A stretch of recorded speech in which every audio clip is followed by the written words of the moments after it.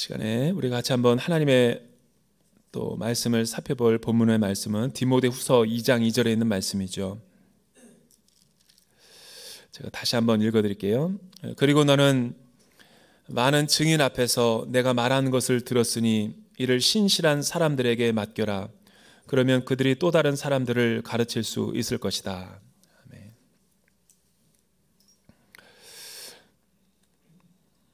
우리가 계속해서 우리 수요 예배가 또 영적인 부흥을 또 사모하고 특별히 주일에 드리는 우리의 회중 예배와 달리 우리 일주일의 중간에 정말 모든 일손을 내려놓고 또 수요 저녁에 나와서 우리가 하나님의 말씀 앞에 서 있는 것은 다시 한번 우리가 이 신앙생활하고 있는 모든 것들을 ABC를 점검해보고 또 우리가 다시 기초가 든든한 또 반석 위에 세워졌는가, 우리가 열심이었고 우리가 잘하고 있지만 그래도 혹시 내가 말씀의 또 근거 위에서 토대를 세우고 잘 달려가고 있는가, 다시 한번 이제 점검해 보기 위한 또 사도행전의 우리 교회의 모습을 다시 한번 비춰보는 것이고, 또 온누리 교회의 가장 이 목회 철학과 비전이 무엇인지를 대전 온누리 교회가 잘 따라가고 있는지를 다시 한번 우리가 점검해 보기 위해서 이 자리에 모인 것이죠.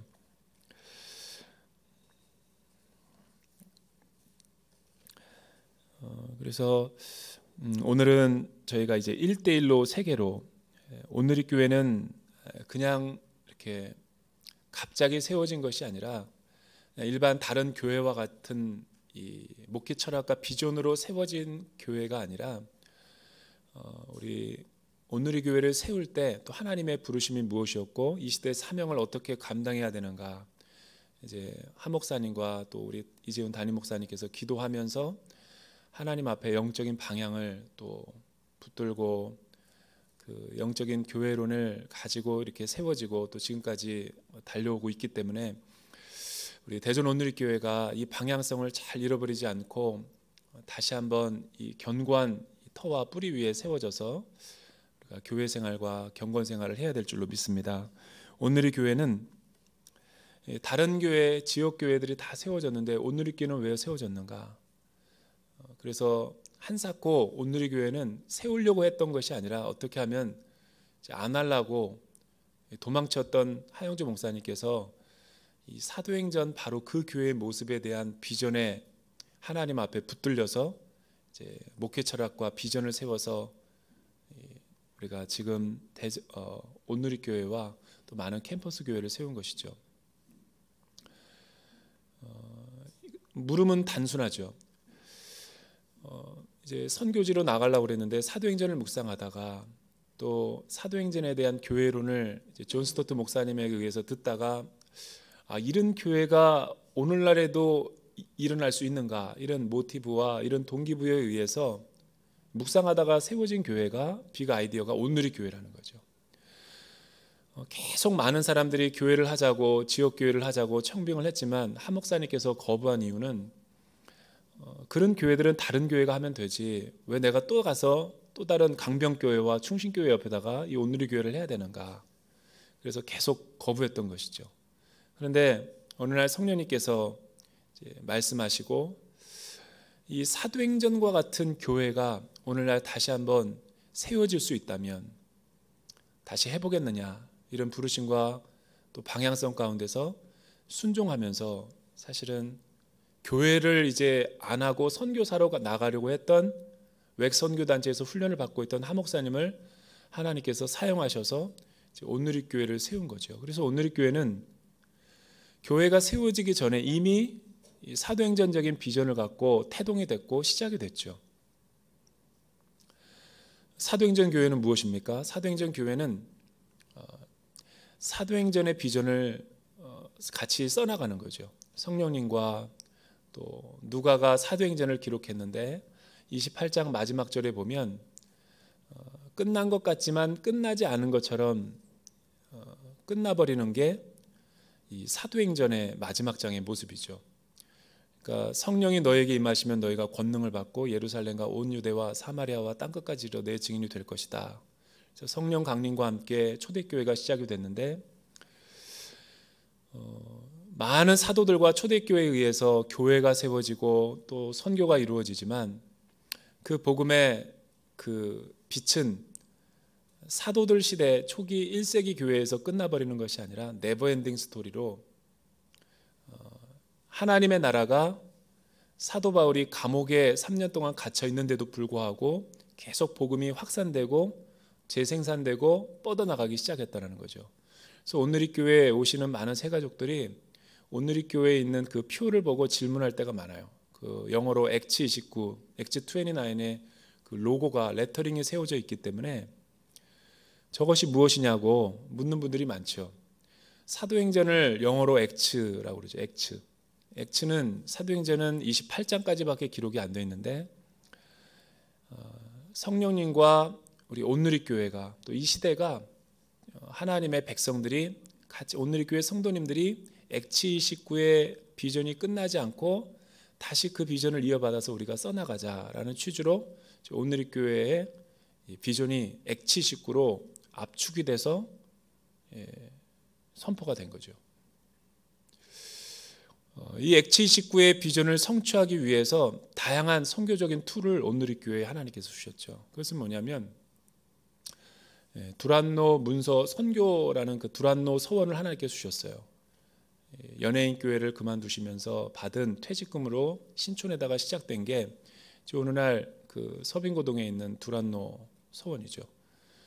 메이저급 기독교 서점임에도 불구하고 메이저급 서점이죠. 단행본을 우리나라에서 가장 많이 유통하는 그런 서점.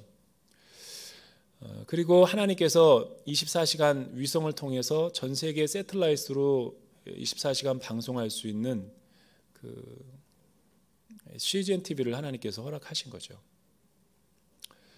또 하나님께서 주신 선물이 원래 서빙고에 있었던 교회가 양재에 세워지면서 온누리 교회가 교회를 개척하려고 개척했던 것이 아니라 캠퍼스는 원래 이 남양주, 부천, 수원이 어떤 분들이 뜻이 있는 분들이 교회를 해달라고 해서 헌물한 거죠. 그 공간에서 시작된 게 캠퍼스 교회지 교회를 개척하기 위해서 개척한 게 캠퍼스가 아니라는 거죠.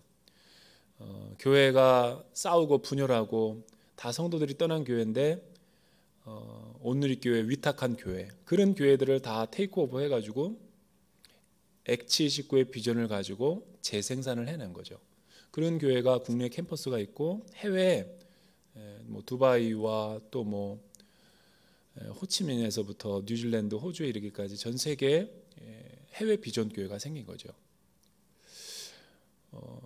이 해외 비전 교회와 캠퍼스가 사실은 우리만 잘 교회가 성장하고 축복을 받는 게 아니라 온누리 교회에서 주신 이 축복들을 이 지역에 있는 교회들과 나누고 공유하고 또 같이 하나님의 나라를 세워가기 위해서 만든 비전과 철학의 액츠 29죠. 교회 이기주의가 아니라 교회 확장하는 취지가 아니라 이 뜻에 이 비전에 같이 공감한 분들이 이제 온누리 교회 오셔서 이제 비전 교회도 15년, 16년 이제 대전 온누리 교회가 16년 되니까 횟수가 지나가니까 점점 이제 제법 규모도 이제 커져. 대전 온누리 교회도 이제 적지 않은 규모와 사이즈죠. 그런데 많은 분들이 오지만 사실은 이 캠퍼스 교회는 원래 액츠 29의 비전을 갖고 시작한 게 아니라 이제 하다 보니까 다른 교회 성도님들은 수평 이동하신 분도 있고 또 하목사님을 모르는 분들도 오시고 그러다 보니까 이 비전이 자꾸만 흐려지는 거예요. 초점을 잃어버리고. 그래서 담당 목사도 많이 교체가 되고 그래서 사실은 가장 중요한 것은 열심히 사역하는 게 중요한 게 아니라 열심히 우리가 모이는 게 중요한 게 아니라 우리가 왜 이 자리에 모였고 우리 교회를 왜 이곳에 세웠는가를 오리지널 비전 스테이트먼트를 우리가 정확하게 이해해야지만 우리가 신앙생활을 더 분명하고 열심히 할 수 있는 것이죠. 대전 온누리교회 다니면서 대전 온누리교회가 지향하고 있지 않은 방법과 방식으로 한다면 얼마나 많이 혼란스럽겠어요. 자기식으로 자기 경험으로 순모임도 하고 또 열심으로 내가 다른 어떤 것을 하지만 그것은 사도행전적인 교회가 아니죠. 사도행전적인 교회인가 아닌가를 점검하기 위해서는 제가 그래서 첫째 날에는 2월 달부터 시작한 3월 달까지의 저는 교회를 큰 틀로 봤을 때, 건물로 봤을 때 5개 축이 있어요. 예배와 양육과 사역과 선교와 공동체가 있죠. 그래서 5개 제가 골격을 만들었던 거죠. 4월 달은 양육에 포커스를 맞춰가지고 지금 강해를 하고 있는 거예요. 양육, 온누리교회 양육은 뭔가를 조금 더 세부적으로 구체적으로 여러분들에게 강론을 하고 있는 거죠. 액치 19의 비전을 성취하기 위해서는, 선교적인 교회가 되기 위해서는 성령의 충만한 예배, 또 그 예배 공동체와 성령 공동체를 평신도가 능동적으로 움직이는 공동체의 비전을 갖고 온누리교회가 시작이 된 거예요. 과거 그래서 온누리교회는 다른 것이 목사님이 권위적이지 않아요. 내가 나를 봐도 권위적이지 않아요. 여러분, 다른 교회에 있다 오신 분은 많이 놀래요. 왜냐하면 하 목사님 자체가, 하 목사님이 그런 리더십을 싫어했기 때문에 그런 거예요. 그래서 하나님께서 예배를 성령의 기름 부심 있는 성령님의 민감한 교회를 세우기 위해서 성령님이 역동적으로 움직이는 사도행전적인 예배를 세우기 위해서 많은 노력을 했습니다. 그러니까 인본주의적인 신앙과 이런 것들을 다, 전통과 이런 것들을 다 내려버리고 여기 그 포도나무 그 그려져 있는 그 큰 강대상, 그리고 또 주의 종들은 다 여기 있고 이런 것들을 다 내렸죠. 왜냐하면 설교를 하는, 단상에서 설교를 하는 분도 예배자이기 때문에 어떤 우월식과 특권이 아니라 우리 하나님 앞에서 다 예배자이기 때문에 똑같이 예배, 그래서 단도 높은 곳에서 다 똑같이 내렸죠. 그리고 헌금도 돌리는 것에서 자유롭게 이렇게 내는 교회. 또 예배를 드릴 때 대한예수교 장로회 교회들은 박수 안 칩니다. 손을 올리는 거죠. 성령님께 반응하는. 근데 온누리교회도 처음부터, 대전 온누리교회도 잘 안 올리지만 온누리교회가 처음 시작할 때 올리지 않았어요. 이거 올릴 때 하 목사님 말씀하셨는데 7년 걸렸다 그러더라고요. 그러니까 우리는 아직 4개월밖에 안 됐으니까. 여러분, 이렇게 올리는데 이게 반응하기가 쉬운 게 아니에요. 어떤 예배가 가장 기름 부심 있는 예배인가? 찬양의 가사대로 부르는 노래가 가장 은혜스러운 거예요. 근데 우리는 눈으로만 가사를 하지 온몸으로 시편적인 예배와 반응하는 예배를 드리지 않아요. 대한예수교 장로회 예배라는 거예요.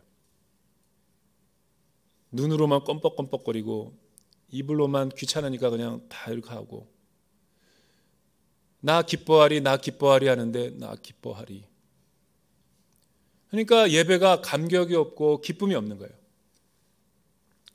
성경을 읽는 건지 불경을 읽는 건지 이해가 안 될 정도로 이렇게 살아 역사하지 못하는 그런 예배가 장례식 같은 분위기의 예배를 드리는 거죠. 그러나 예배는 그런 예배가 살아있는 예배가 아니죠. 그러니까 온누리교회는 그런 영적 예배를 하나님 앞에 갈망하는 거죠. 영적인 흐름을 되게 중요시 여기고 메시지와 살아있는 예배를 드리기 위해서 많은 것들을 쏟아붓는 것이죠. 두 번째는 예배 온 성도님들은 축제적인 예배를 드려요. 온누리교회 오신 분들이 다 예배를 좋아합니다. 그러나 중요한 포인트는 이 사도행전적인 교회를 이끌어가기 위해서는 이 사도행전적인 리더들이 필요한데 그 리더를 세우기 위해서 사도행전적인 양육이 필요한 거예요. 그래서 온누리교회는 양육 시스템을 굉장히 중요시 여깁니다.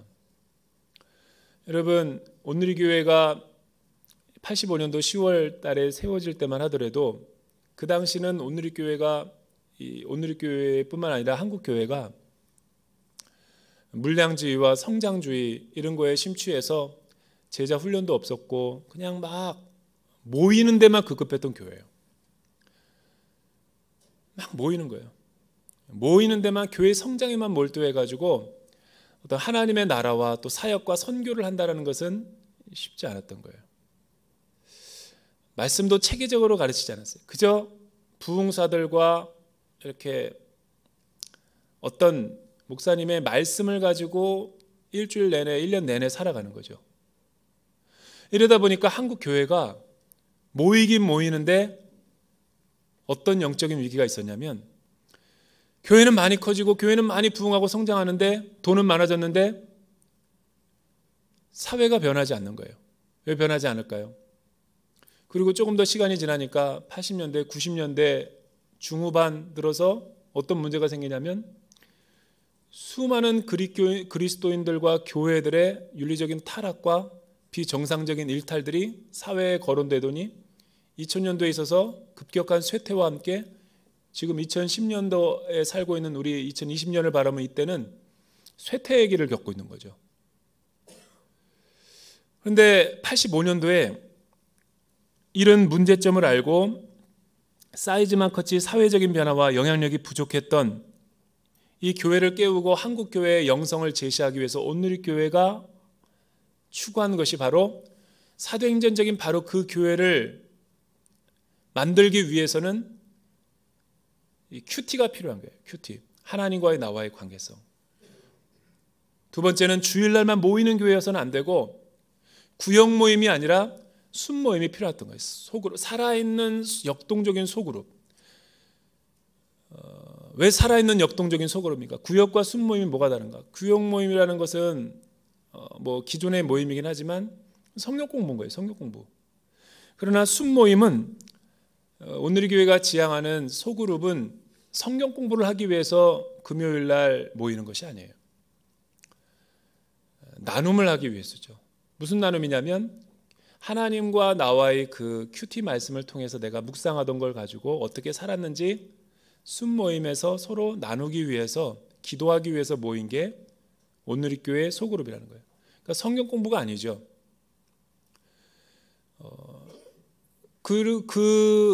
그런 모임이, 그런 나눔이, 그러니까 큐티를 안 하면 이 순모임은 어떤 의미에서는 재미가 없는 거죠. 정답을 말하는 그런 성경 공부를 통해서 우리의 삶이 변화되는 것이 아니라 이 말씀을 가지고 내가 하나님과의 관계성을 가졌던 그 몸부림쳤던 그 영적인 투쟁과 그 상함과 그 내면의 어떤 관계성을 가지고 순모임에서 서로 같이 함께 나누면서 기도하고 중보할 때 그 모임에 성령님이 역사하시는 거죠. 이거를 중간에 메꿔주는 게 바로 1대1이죠. 1대1을 하기 위해서는 1대1은 동반자가 있고 양육자가 있는 거예요. 여러분, 양육자는 좋은 양육자가 많아야지 교회가 건강해지는 것이고, 큐티가 나와 하나님과의 관계라면 나와 너의 관계가 1대1이고 나와 우리의 관계가 소그룹인 거죠. 주일날은 뭐냐면 예배는 축제인 거예요. 축제. 이 모든 양육 시스템이라는 것을 온누리교회가 처음으로 이 양육 체계를 만든 거죠. 그리고 그 중간에 많은 프로그램들이 있지만 온누리교회는 이게 누구라든 새 가족이 오더라도 한 번은 거쳐야 될 시스템으로 체계화가 된 거예요. 여러분, 온누리교회는 제가 신학교 다닐 때 어떤 유명한 교회인데 탐방을 가기 위해서 그 교회를 갔는데 새 가족으로 내가 그 교회에 등록이 되는데 8분이 걸리더라고요. 8분. 근데 온누리교회는 8주. 등록하지 말라는 거죠. 8주면 2달. 어느 교회가 새 가족을 8주나 하는 데가 어디 있어요? 분명한 목회 철학과 교회론을 가지고 또 정확하게 가르쳐주고 앞에 4주는 교회와 온누리교회의 목회 철학에 대해서 나누고 5주서부터 8주는 16주 과정인 1대1 제자 양육 이 교제를 가지고 양육자가 이 세 가족인 동반자와 함께 연결이 돼서 1주부터 4주까지, 그 4주가 끝나는 데가 예수 그리스도를 내가 인격적으로 만났습니까? 오늘 죽어도 천국을 가겠습니까? 라고 말하는 구원의 확신을 체크하는 53페이지를 말하는 거죠.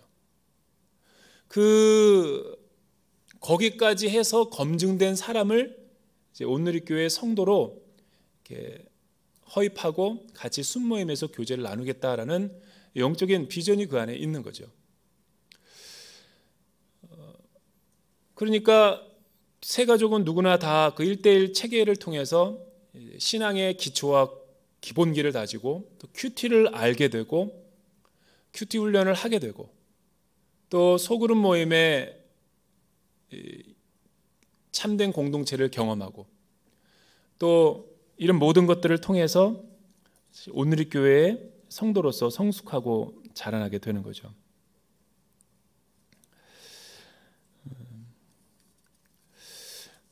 하모 목사님은 이제 1:1이 오늘의 교회에 주신 축복이고 선물이라고 그랬어요. 한국 교회에 주신 축복. 왜 그러냐면 여러분 1:1이라는 것은 기존 교회에서는 로컬 처치에서는 할 수 없는 선교단체에서만 하던 거였는데 그걸 교회 안으로 들어와서 접목시킨 것이 오늘의 교회 양육 시스템이죠. 그래서 92년도에서 시작해서 2012년도를 이제 데이터를 조사해 보면 7만 명의 성도님이 등록을 했는데 이 가운데 여러분 양육자 과정을 한 사람들이 동반자 과정을 한 사람들이 가장 오늘의 교회 역사의 클라이막스 정점을 찍어요.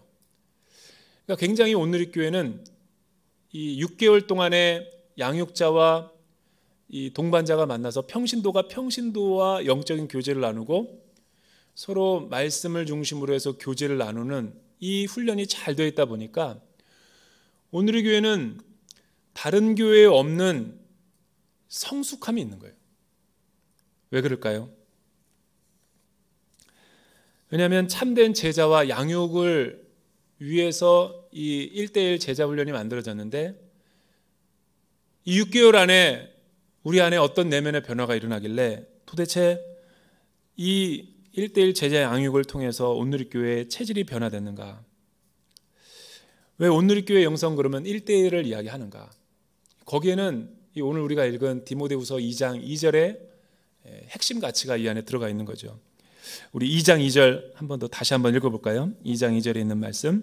사도행전적인 좋은 공동체를 만들기 위해서 오늘의 교회가 지향했던 1:1의 의미가 무엇인지 같이 한번 읽어보죠. 시작.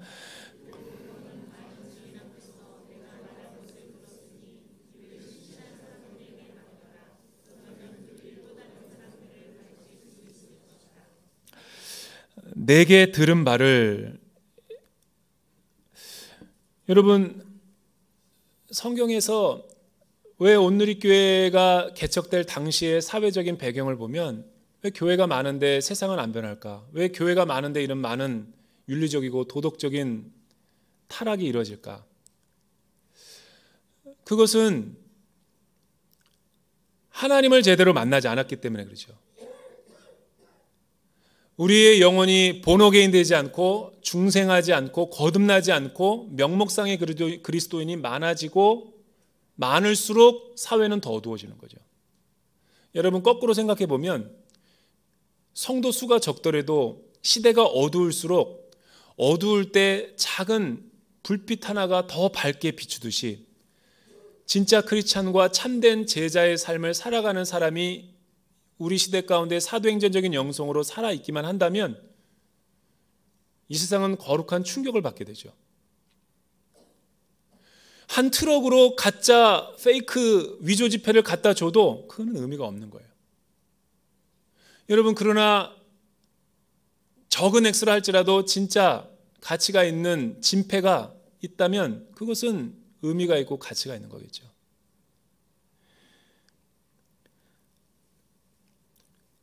성경에 보면은 하나님이 우리를 만나주시고 우리와의 그 하나님을 만난 사람들을 보면 하나님의 부르심을 보면 하나님은 다 1:1 만남을 하셨어요. 저와 여러분 이 자리에 앉아있지만 하나님을 언젠가 내가 예수님을 처음 만나고 본어게인 할 때 중생을 체험할 때 반드시 하나님의 음성을 내가 인격적으로 들은 거예요. 퍼스널하게. 집단적으로 대중적으로 들은 것은 결코 아니에요. 하나님은 아브라함을 부르실 때도 그랬고 다윗을 부를 때도 그랬고 사무엘을 부를 때도 그랬고 하나님의 사람을 콜링하고 모세를 부를 때 예레미야를 부를 때 이사야 선지자를 부를 때 다 인격적인 부르심을 부른 거죠. 여러분 신약에서 예수님의 제자들을 우리 주님께서 부르시고 예수님이 사마리아 수가성 여인을 만날 때도 예수님이 바울을 다메섹 도상에서 만날 때도 예수님이 한 사람 한 사람을 인격적으로 부르시고 콜링하시고 관계성을 맺으시고 하나님을 하나님 되게 알게 하셨기 때문에 우리가 그분의 참된 제자의 삶을 사는 거죠. 또 그 예수님을 만난 사람이 초대교회를 이루고 사도와 제자가 돼서 바울이 가는 곳마다 바울과 실라와 디모데와 디도와 오네시모와 누가와 많은 사람들에게 여러분 인격적인 복음을 전한 거죠. 그러니까 복음은 인격적인 부르심을 받고 내가 하나님과 인격적인 만남을 경험한 체험이죠.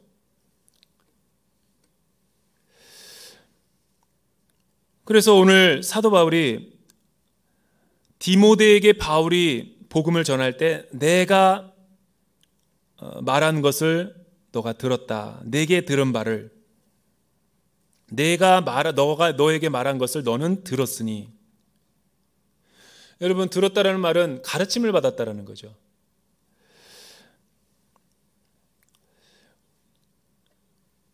만약에 교회 안에 여러분 이 우리의 관계성이 그리스도의 몸된 지체들의 관계성이 만약에 인격적인 만남과 친밀한 교제와 이 가르침과 배움이 있다면 우리 교회는 굉장히 건강해질 거예요. 그런데 안타깝게도 우리 안에는 많은 양육 프로그램들이 있어요. 유행에 따라서 시대에 따라서. 하지만 내가 인격적인 하나님의 말씀으로 체계적으로 양육을 받았는가, 제자와의 제자도를 배웠는가, 그걸 한번 우리가 내면적으로 점검할 필요가 있는 거죠. 한국교회 교회론의 문제는 인격적인 제자도를 가르치지 않았다라는 거예요. 대량적이고 물량적이고 그냥 회중적으로만 접근했지.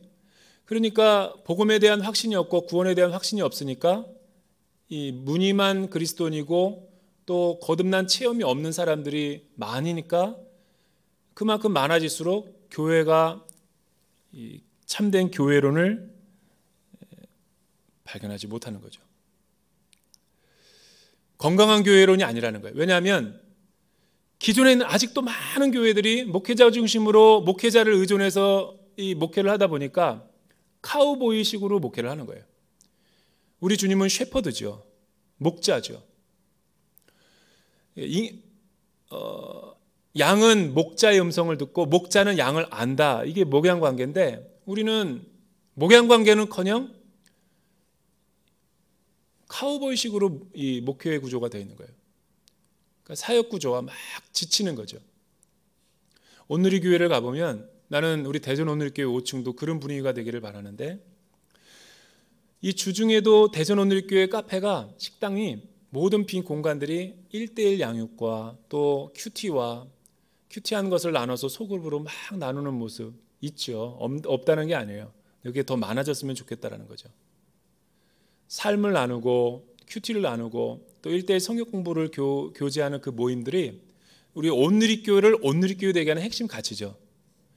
온누리교회가 그렇게 양육을 받은 사람들과 동반자들이 많기 때문에 어떠한 외부적이고 내부적인 공격이 똑같이 있지만 복원력이 있는 거예요. 성숙한 거예요. 여러분 1:1 양육을 받다 보면 신앙의 체계가 잡히죠. 또 나의 신앙의 문제가 무엇인지가 다 드러나게 돼요. 왜냐하면 1:1로 우리가 서로 나누고 서로 배우고 코칭을 받고 멘토링을 받기 때문에 굉장히 친밀한 관계와 또 하나님의 말씀을 아주 친밀하게 듣게 되는 거죠.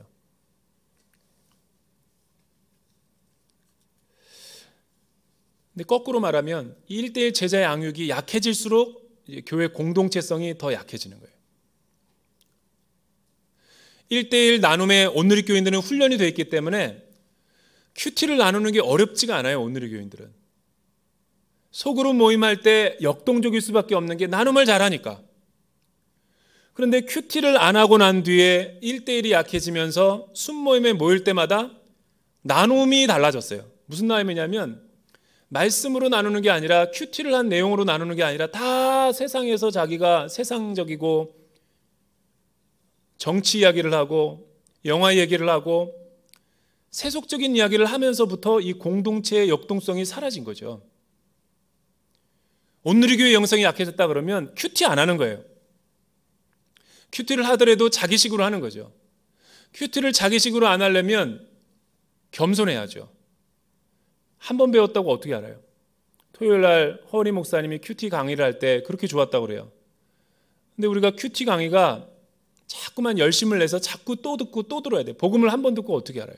복음을 계속 듣고 내가 또 그 반복해서 계속 알면서 큐티가 훈련이 돼야죠.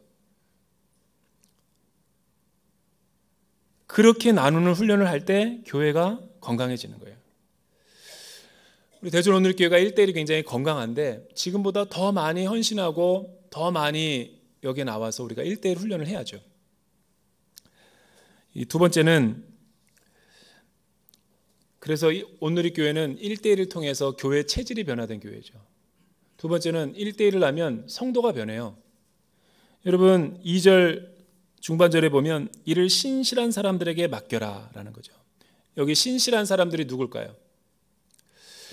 양육자가 양육되어지고 1대1을 배운 사람이 또 다른 사람에게 신실한 사람, 복음이 필요하고 하나님의 구원의 소식을 들어야 되고 또 영적으로 갈급함이 있는 사람들에게 동반자에게 이 양육, 1대1 양육을 같이 나누라는 거죠.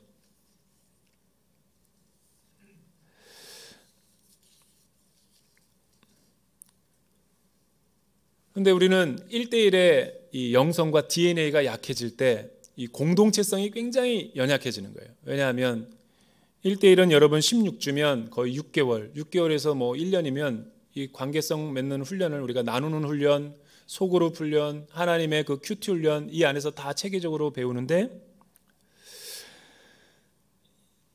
이 1대1을 매뉴얼에 따르면 이 헐렁한 1대1과 꼴불견 1대1이 있다 그래요. 헐렁한 1대1은 뭐냐면 양육자가 잘 배우면 잘 가르칠 수 있는 거예요. 거꾸로 얘기하면 잘 못 배웠기 때문에 못 가르치는 거예요. 그런데 잘 배웠다라고 생각하는 거예요. 과제와 숙제와 간증문과 모든 걸 이렇게 성역 구절을 다 써왔는지 체계적으로 1대1을 점검하고 했는지를 이렇게 해야 되는데 이거는 괜찮고 이거는 넘어가고 했다고 치고 암송했다고 치고 다 넘어가고 이것 띄고 저것 띄고 그러니까 이 교제가 인간적인 만남이 되는 거죠. 그 가방 예쁘네. 어디서 샀어? 나도 하나 필요한데. 내가 요즘에 사업을 하는데 재정이 너무 어려워서. 그리고 1대1인데 1대3으로 하고 또 동성끼리만 해야 되는데 이성끼리도 나는 할머니고 너는 청년인데 뭐 이런 식으로 자기식으로 마음대로 하다 보니까 1대1이 아닌 거죠. 1대1의 10계명을 제가 한번 읽어드릴게요. 이 매뉴얼이죠. 이성 간의 1대1은 하면 안 된다. 이성 간의 1대1을 금한다. 1대1은 단체 양육을 금한다. 1대1을 통해서 나의 제자가 아니라 주님의 제자를 가르쳐야 한다. 어떤 사람은 자기의 제자를 삼는 사람이 있어요. 1대1 하고 나서 교회를 떠나는 사람이 있어요. 1대1은 기도로 준비하고 양육한다. 많이 내가 30명, 50명을 했기 때문에 눈을 감고도 다 알아. 기계적으로 하면 영혼이 살리지 성령님이 역사할 수 없는 거죠. 1대1은 말씀을 중심으로 삶을 나누는 거지 세상의 이야기를 가지고 삶을 나누는 게 아니에요. 또 1대1은 말하기는 더디하고 듣기는 속해야 되는데 너무 양육자가 말만 해. 동반자는 아무 말도 안 하고 또 온누리 교회 자랑을 너무 많이 해요. 다른 교회 대회 사역을 가며 이런 게 다 매뉴얼에 벗어난 1대1이죠. 양육자가 동반자에게 본으로 행동으로 본이 되는 신앙으로 가르쳐야 되는데 이 말로만 가르치는 거예요. 그런 거는 재생산을 할 수 없는 거죠. 여러분, 만약에 내가 잘 배우고 잘 배운 내가 바울이 디모데를 가르쳤듯이 디모데와 바울이 또 다른 두 사람을 가르칠 때 재생산을 이루어서 16년 동안 이런 재생산을 계속 반복하면 43억 명이 복음화가 된다고 그래요. 재생산을 할 경우만. 근데 우리는 다 자기식으로 영적 손자를 내가 양육자를 잘 케어했으면 바울이 디모데를 케어했으면 디모데가 디도를 케어할 때 이 손자를 낳는 것도 바울이 케어해 주는 거죠. 또 동반자에게 물질적, 정신적 부담을 주지 말아야 되죠. 1대1을 통해서 자기 사람을 만들려고 1대1을 하는 게 아니에요. 주님의 제자를 키우기 위해서 1대1 교제에 충실하고 과제를 잘 점검해야 되는데 헐렁한 1대1 또 꼴불견 1대1로 자꾸만 이게 재생산되다 보면 1대1의 스피릿과 정신이 없는 거죠. 그때는 뭐만 남는 줄 아세요? 정신은 없고 제도만 남는 거예요. 그러니까 1대1이 임직자가 되기 위한 그런 어떤 하나의 코스가 돼버리고 살아있는 1대1이 안 되는 거죠. 전도 형성과 정말 선교를 위해서 사도행전의 교회를 꿈꾸면서 이 나아가는 1대1의 스피릿이 약화가 된 거죠. 하 목사님이 1대1을 임직자와 장로님과 권사님, 안수집사를 세울 때 3명까지 양육을 해야지만 온누리교회 임직을 주었다고요. 순장도 1대1 양육을 해야지만 순장을 할 수 있었어요. 여러분, 잘 배운 양육자가 다른 동반자를 갖다가 3명 그 이상 되는 많은 영혼들을 케어하고 돌보고 멘토링을 한 사람은 성숙하죠. 1대1의 축복은 다른 사람을 가르치는 데 있는 게 아니라 다른 사람을 가르침과 함께 자기가 많이 성령님을 통해 배우고 성숙하고 자라게 되는 거예요. 이런 과정을 겪다 보면 이 교회가 목회자에 의해서가 아니라 성도가 성도님을 낳고 성도가 성도를 낳는 재생산을 이루게 돼서 교회가 굉장히 살아있고 건강해지는 거죠. 우리 대전 온누리교회가 이런 모임을 지금 추구하고 있는가? 우리가 한번 돌이켜 볼 필요가 있는 거예요.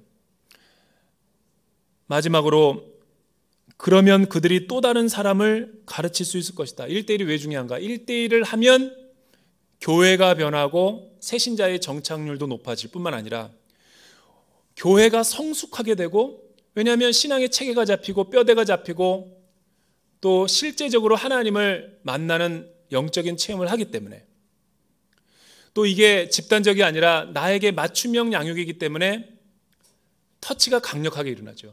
이런 사람들이 큐티를 하고 이런 사람이 순모임으로 가고 이런 사람이 예배자가 되니까 온누리 교회는 영이 살아있는 교회가 되는 거죠. 또 문제는 이런 사람이 또 다른 사람을 가르칠 수 있다. 재생산을 이루게 되는 거예요. 그러니까 온누리 교회는 전도와 선교적 교회가 되는 거예요. 한 영혼을 위해서 달려나갈 수 있는, 모이는 교회가 있다면 흩어지는 교회가 있는 거죠. 이게 사도행전의 모델인데 온누리 교회가 모이기를 잘하고 흩어지기를 잘하니까 거룩한 영향력이 있는 교회죠.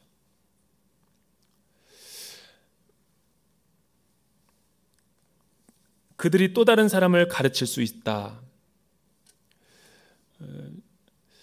저는 그래서 우리 온누리 교회가, 대전 온누리 교회가 1대1을 지금에 안주할 것이 아니라 더 열심히 잘 체계적으로 배우고 훈련돼서 대회 사역도 가고 아울리치 때 필리핀으로도 가고, 영어가 되는 사람은 영어로도 1대1을 외국인과 이주민들을 하고, 중국어가 되는 사람은 중국어로 1대1을 선교하고,